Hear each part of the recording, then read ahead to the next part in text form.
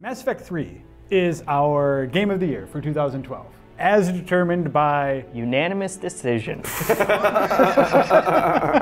Yeah, well, I mean, that's one of the things that I actually kind of appreciate every year when it comes to the game of the year time, is the fact that it's never a unanimous decision. But this year, Mass Effect came out on top. Why is it the best game of the year?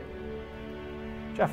It took so much of it and it tied it together in a really satisfying conclusion, and that's hard for any singular game to do. But I think when the hype is so high and people's expectations are so high, for that to come together, at least in our opinions, it came together. For me, technically, the way they were able to make those save files, make all these decisions, thread them throughout the whole universe. No one has done anything near on the scale of that, and after all the trouble they went through, I'm sure BioWare will probably never wants to do that again either. One of the common complaints that people level against it is sort of the idea that, like, hey, you said all of our choices would matter, and in the end, none of them mattered. Mm-hmm. Maybe they didn't in the final hour of the game, but I really enjoyed actually sort of seeing the culmination of previous choices crop up during the course of Mass Effect 3. It's maybe not all concentrated in one sort of multi-branch sort of ending, but just the little things in terms of like which character survived and made it there. And for instance, if Mordin didn't make it through the suicide mission in Mass Effect 2, you're missing out on a super great scene in Mass Effect 3. Let us not forget as well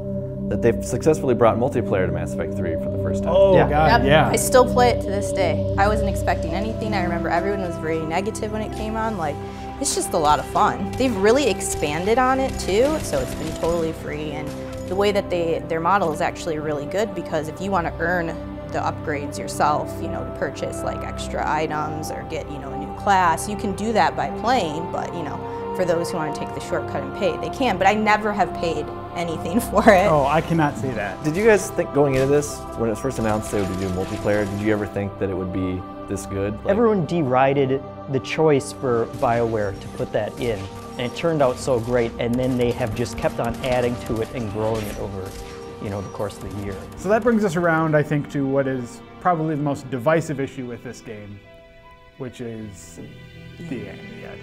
I'm assuming that because we're all here talking about how much we love this game, that we are okay with that, right? I think this is the problem. When you're playing a game like this and you've been invested for 3 games, you kind of have this idea in your head how it's going to end. Like, I kind of expected that Shepard's going to sacrifice herself in the end, and that's what I wanted to see. Now, I don't think everybody wanted to see that, or they had their own ideas, and when it didn't match up, there's obviously, some not happy campers.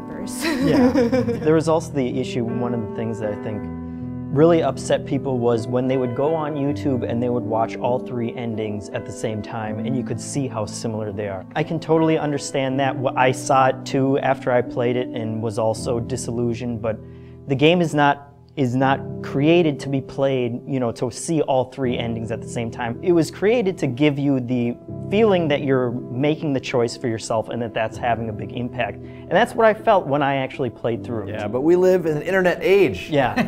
And that's just the reality. You can't separate it. But I was actually a fan of the downloadable ending fleshing out. I can understand how people who were expecting more were disappointed. I get that. I liked watching all the indoctrination videos and like all these theories coming around. I think that's a measure of a good game, when you get people talking like that and just, flying with these ideas of what happened. As bonkers as I think the indoctrination theory is, I still think, well, actually, there was some pretty cool stuff they pulled out there. Conceptually, it's super interesting. For me, I guess I would have felt the way everyone feels about the current ending, is like, that doesn't feel like a real ending to it. Yeah, conceptually, the idea behind the indoctrination theory was really cool. BioWare picked up the ball where it left off with Mass Effect 2 in terms of improving the combat experience. Mm-hmm. I know people like the more RPG-focused elements of Mass Effect 1, but it's really hard to argue that Mass Effect 1's combat is in any way better than Mass Effect 2. Certain moments with like Thane and even Mordin in the 3rd game, just like,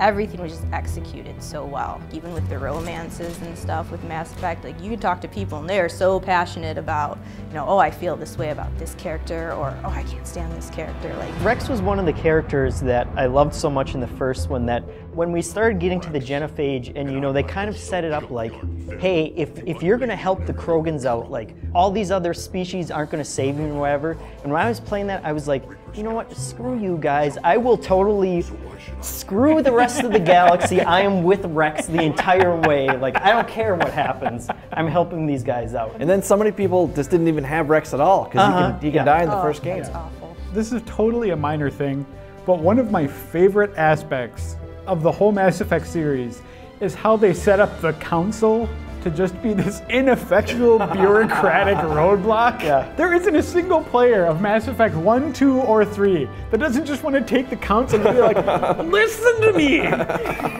So I loved it in Mass Effect 3 when your first mission is to like, go ask the Council for help to save Earth. It's like, oh yeah, I'm sure the Council is really this time. Yeah. They're gonna bend over to help out Shepard. Oh, what do you know? They won't do anything. And Odina as well. It's like at first you're like, you know, maybe he's not such a bad guy. We're trying to team up, and then, of course, yeah.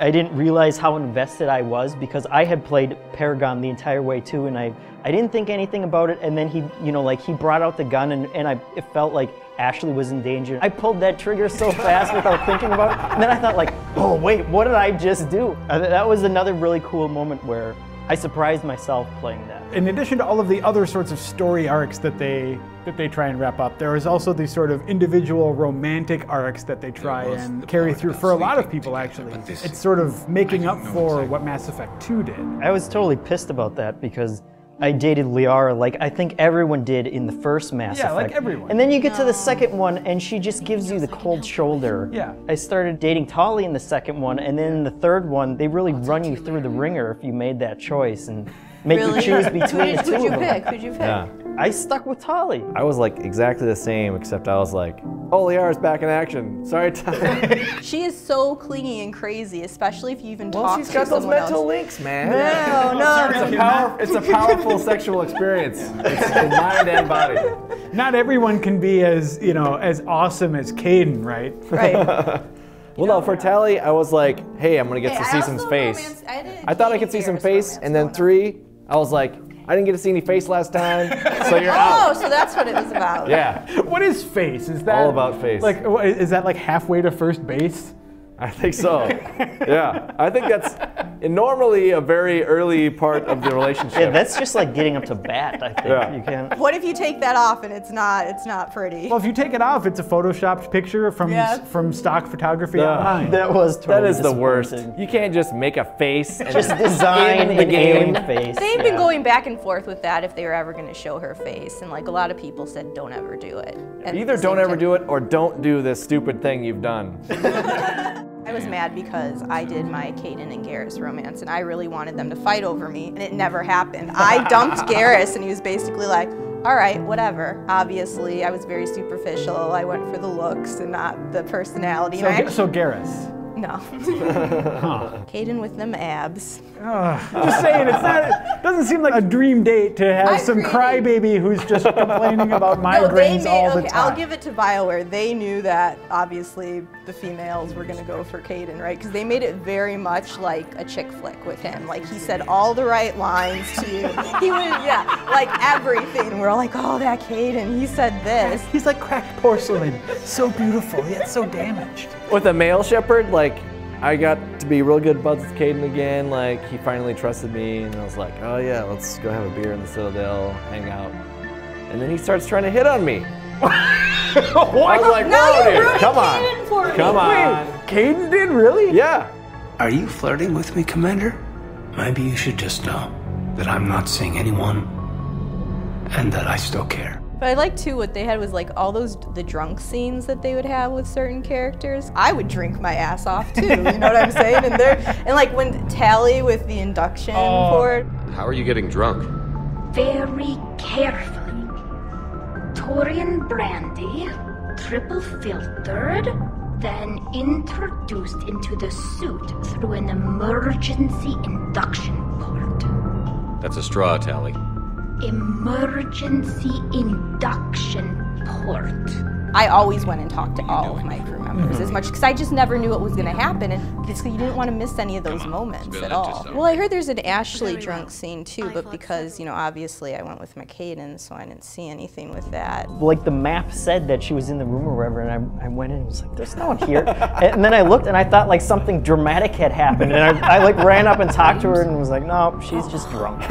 All of those different moments, all of the different ways it can play out, the great writing, the great characters, the great combat, the controversial ending, all of that stuff though sort of, for us, wrapped into, I mean, we were all on the Mass Effect 3 Game of the Year side, which ended up being the winning side. Yes, And which no always one feels else's good. opinions matter. Did you like Dishonored, XCOM? Doesn't matter. Mass Effect 3, Game Informer's Game of the Year. Game of the year. Game of the Year. The best game of 2012.